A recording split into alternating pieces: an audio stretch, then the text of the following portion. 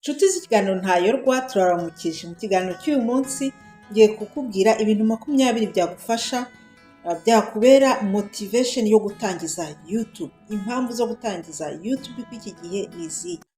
Buriya hari ukuntu umuntu areba abantu bakorera kuri YouTube bamaze kugera ku rwego rushimishije bahembwa, abantu bafite aba subscribers benshi, ukabona abantu bafite ama views menshi bikakuba byaguca intege.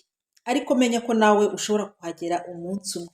Muri kino kiganiro ndakubwira impamvu 20 nibura zishobora kuguha motivation, zikakubera impamvu yo gutangiza channel uyu munsi. Nkoze ikiganiro mu kwezi kwa 9 2024, rwose ntabwo wakererewe, ushobora gutangira YouTube igihe cyose wayitangira. N'abazareba ikino kiganiro nyuma bashobora kuba bakireba kikababera motivation igihe cyose watangira channel ya YouTube. Washaka ugatangiza n'indi, washaka ugatangiza n'indi, ntabwo uzaba warakererewe.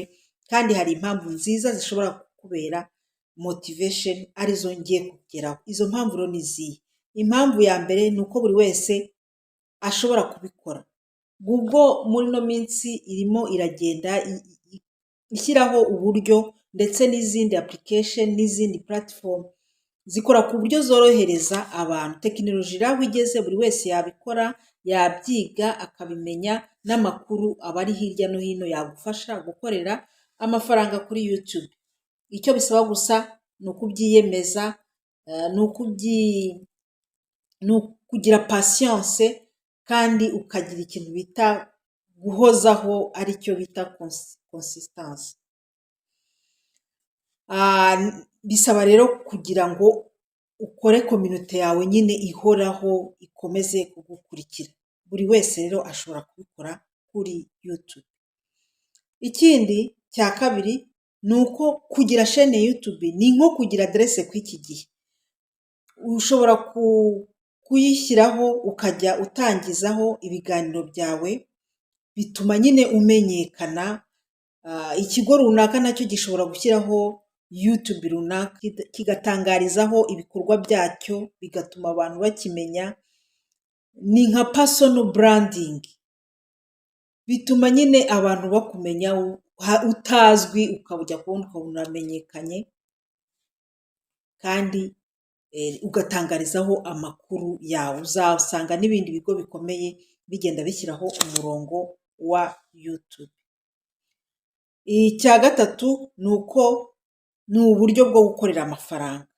Ibyo birazwi, abantu bamaze kugera ku rwego rwo gukorera amafaranga bibahindurira ubuzima, bakinjiza amafaranga mu madolari kandi menshi, bitewe n'uko bakora, bitewe n'uko bazwi, bitewe n'ukuntu bubatse channel yabo. Umuntu ashobora gutangira guhembwa yujuje views 4,000, noneho akagira n'abantu bamukurikira nibura 1,000, niho atangira guhembwa. Ariko buri kiganiro bamubarira, buri kiganiro yagiye akora, uhereye aho abaye monetize niho batangira kumubarira. Ni ukuvuga nunaba monetize bisaba ko uzakomeza gukora, kugira nyine niho bazatangira kukubarira ibikorwa byawe, barebe uburyo ibiganiro byawe byarebye n'uburyo ukurikirwa muri rusange. Ikindi rero ni uko gushyiraho umurongo wa YouTube ni uko ni umwanya uba ubonye, ni urubuga rwawe ushobora kuvugiraho ibyo ushaka. Bipfa kuba gusa bitangiza amategeko ya YouTube, bipfa kuba gusa atari ibintu nawe kugira ngo ugire abagukurikiye bisaba ko ukora ubushakashatsi, cyangwa se ukagaragarizaho impano yawe. Bigomba kuba ari ibintu nyine bikunzwe n'abantu kandi bibagirira akamaro. Ni urubuga rero uba wisanzuyeho, ushobora guteguraho ibintu ukabitangaza. Ariko na YouTube ubwayo hari igihe ikora controle, igasanga hari ibitemewe, ikaba yabihagarika, cyangwa se ntiguhe uburenganzira yuko bisohotse. Ikintu ugomba kumenya ni uko wowe ubwawe urihariye. Hari igihe ushobora kuvuga uti ko abantu birirwa bavuga ibintu se bitandukanye, buriya ngewe nzahera hehe, n'iki nshobora kuvuga? Oya, niyo baba barabivuze nta kibazo, wowe uzabivuge, you are unique. Uburyo uzabivuga ntabwo uzabivuga nk'uko abandi bavuga, nta kibazo. Kuri YouTube biremewe ko wavuga sije abandi bavugaho, ariko kubera uri unique, ufite uburyo bwo kuvuga bwawe bwihariye, hari igihe uzasanga babivuze uko abandi batabivuze, kandi bibagirira akamaro. Ikindi ni uko ni uburyo bwo kwinsipayaringa abandi. Buriya kuri YouTube hari igihe tuhabona nk'abadogiteri, hari igihe tuhabona nk'abantu bageze ku bikorwa runaka, ugasanga winsipayarinze abandi, uhaye urugero rwiza abandi. Abana bakureba bakaba bakura bakavuga bati uriya muntu nanjye ninkura nzakora uriya mwuga, kubera ko nabonye kuri sheni YouTube uriya muntu yitwara gutya, afite ubwenge, arafungutse. Niba ari umugore werekana uburyo ateka mu rugo, cyangwa se akora isuku iwe, urumva ko uba winsipayaringa abandi bakaba bagenza uko ugenza kubera wowe wabibabwiye. Hari ability of creating. Urubuga rwa YouTube, kugira urubuga rwa YouTube bituma ugira ubushobozi bwo guhimba ibintu bishyashya no gushaka ibintu agashya. Impano yo gushaka udushya igakura muri wowe, kubera ko buri gihe uba ugomba gushaka ibyashimisha ya community yawe, ba bantu bawe basanzwe bagukurikira. Noneho urubuga rwawe rukagenda rukura uko ugenda urugezaho ibintu bishyashya. Chano yawe rero iba imeze nk'akana, tuvuge nk'akabebe, uba ugomba gukuza. Iyo rero ni ibintu bishimisha cyane iyo ubona waratangiriye kuri zeru ukagenda uzamuka kubera wabyitangiye. Uba wararemye ikintu ukagishyiraho umutima wawe kikagenda gikura. Ni ibintu byiza rero.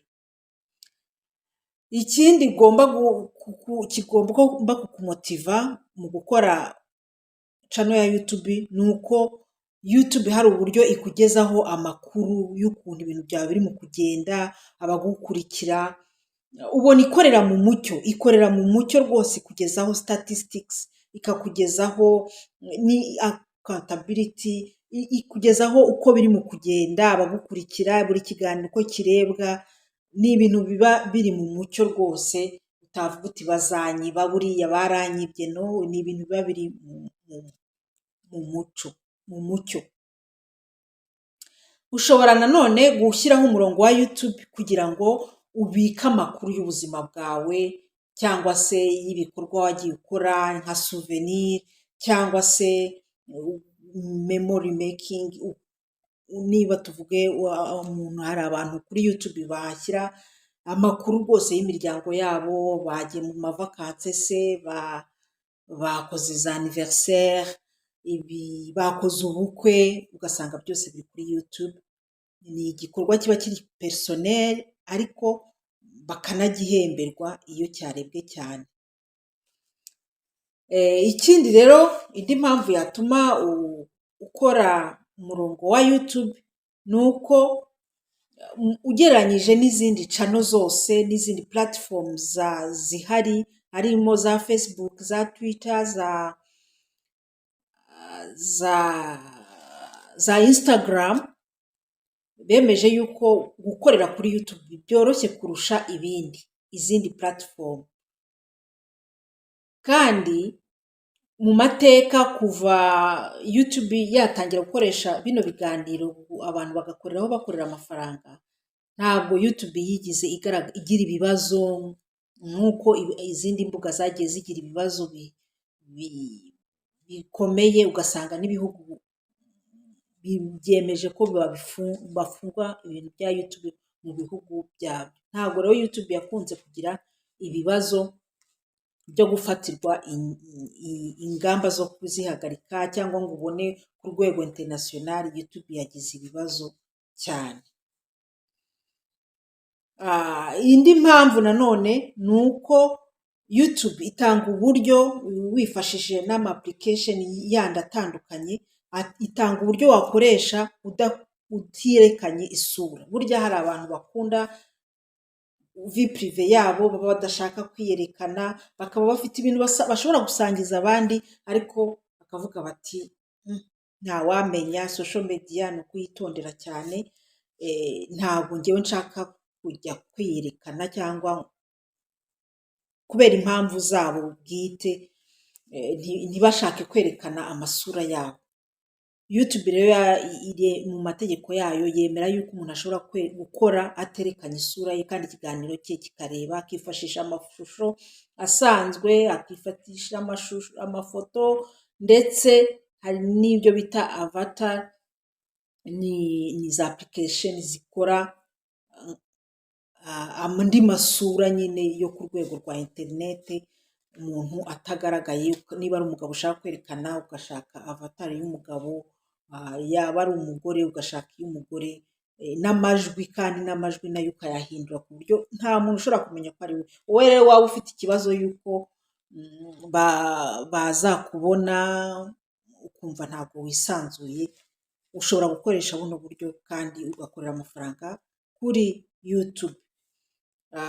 Ni ibintu rero nanone bituma umuntu yiyongera confiance, kuko aba yerekana nyine ibikorwa bye, confiance ikagenda izamuka, agatinyuka. Ni urubuga rutuma umuntu ashobora nko kuvuga, urabona nka gutya, ngewe nitangeho urugero, ndi mu kuvuga gutya bisaba yuko nkora interuro nyine ikumvikana. Bishobora kuba rero umwitozo mwiza wo kuvuga ibintu, kandi na confiance ikagenda izamuka kubera utegura ibintu ukabona bimeze neza, abantu barabishimye, baragushimiye wenda ko bagejejeho ubumenyi runaka.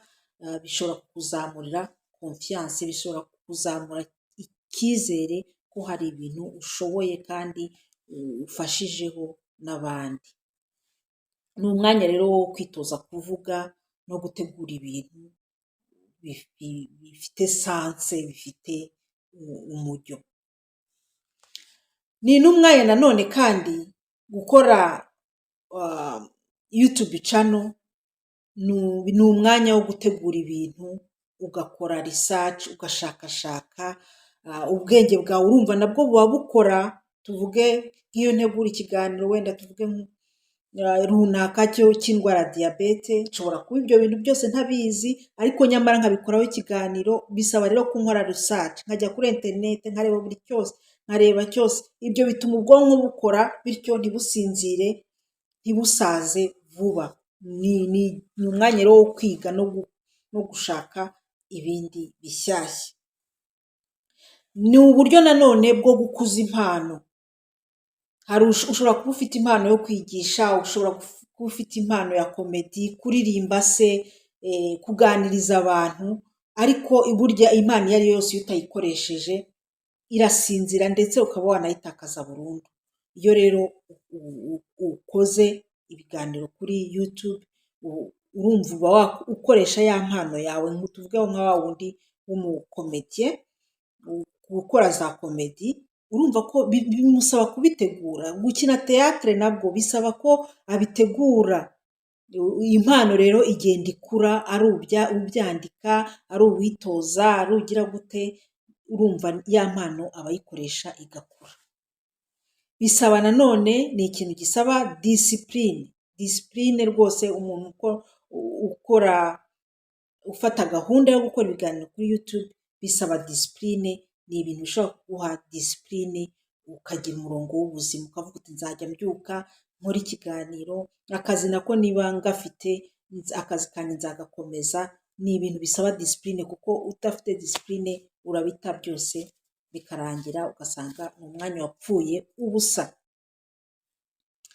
Indi mpamvu nanone ni uko iyo ufite umurongo wa YouTube, ufite n'ubundi bucuruzi cyangwa ufite indi business, ushobora kuba umwanya wo gukuza ya business yawe cyangwa akazi kandi ko ku ruhande.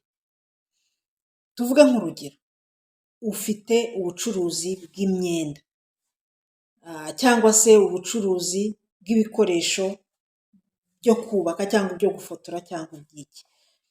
Nukora ikiganiro runaka wabonye ko hari igihe abanyuzamo utupibisite ni iki, ushobora kuboneraho umwanya nyine wo gukora bya pibisite ya bya bikorwa byawe. Warabibonye yuko abayutubazi benshi barabikora, bakaboneraho umwanya wo gukora pibisite y'ibikorwa bindi, bakabonera abantu icyarimwe kandi nta n'ayandi mafaranga batanze. Indi mpamvu rero ni uko ni uburyo bwa investissement. Investissement ni ukuvuga gushora. Muri YouTube ushoramo igihe cyawe, ushoramo ubwenge bwawe, ushoramo umwanya wawe, ni ibintu byinshi ushoramo. Ushobora no gushoramo amafaranga ugura telefone, ugura rezo, ugura mikoro se, ukagura kamera, abakoresha kamera. Ariko niyo waba utabifite ni ngombwa gutangira ku bikeya ufite ugakomeza, kandi ntibikubuza gukora ibiganiro. Wenda mu ntangiriro ugakora ibiciriritse, ukagenda wiga unagura n'ibishyashya, channel yawe ukayubaka. Ushobora rero gutangira ku bushobozi ubwo ari bwo bwose ufite, n'ahantu hose ukorera. Ushobora gutangira mu rugo iwawe cyangwa se mu kibuga iwawe, ukagenda ukazagera no ku rwego ugira studio yawe. Gushyiraho nanone rero umwanya wa YouTube channel ni uburyo bwa divertissement, wenda no kuruhuka. Ushobora kuba ufite indi mirimo ukora, ariko ukavuga uti ku mugoroba nimara kuruhuka, mu rwego rwo kuruhuka nzajya nkora ikiganiro runaka.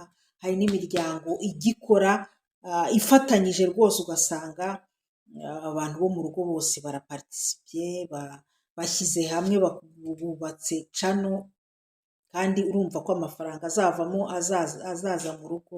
Nabyo usanga ari byiza, mu mwanya bashobora gukoresha rero baruhuka, kandi ibintu bikagenda neza. Ikindi rero ni uko ibintu byo kuri YouTube akenshi nanone umuntu ashobora kuhigira ibindi bintu, ugasangiza ubumenyi bwawe abandi bantu, nabo bakabyemera bitewe n'uko uba wabishakishije cyangwa wabiyeretse, wateguye ibintu. Ugasanga ni uburyo YouTube isigaye yarabaye isoko y'amakuru, ahantu ashobora kwigira ibintu, ashobora kuhakura ubumenyi, ashobora kuhashakira igisubizo cy'ikibazo runaka. Wenda tuvuge urwaje umwana, yagize constipation cyangwa se yagize ikindi kibazo, ushobora kwitabaza YouTube ukarebaho amakuru runaka ajyanye na constipation, ukaba wabigenderaho kandi bikagufasha. Gusa nyine bisaba kubicungura, kuko hari n'ibyo usanga bitakorewe ubushakashatsi neza. Kugira urubuga rero rwa YouTube ni ufite abakumva benshi, uba ufite audience nini, uba ufite abagukurikira benshi bari ku rwego mpuzamahanga. Ikindi rero ni uko ni umwanya wahaye wo kwimenyekanisha no kumenyekanisha ibyo ukora. Ndagushimiye rero wowe wakurikiye kino kiganiro. Ibyo ni ibintu 20 bishobora gushinga umuntu, gutuma ashyiraho urubuga rwa YouTube, kandi mwumvishe ko harimo inyungu nyinshi. Nzakubwira ariko n'urundi ruhande, narwo burya buri kintu cyose kigira kote positif na kote negatif. Nzakugezaho ikindi kiganiro kirimo zimwe mu mpamvu zituma abantu badakora YouTube. ni izihe? Zituma abantu benshi bifata, nubwo bazi hari abazi izo avantage cyangwa se ibyo byiza byo gukorera kuri YouTube, ariko ugasanga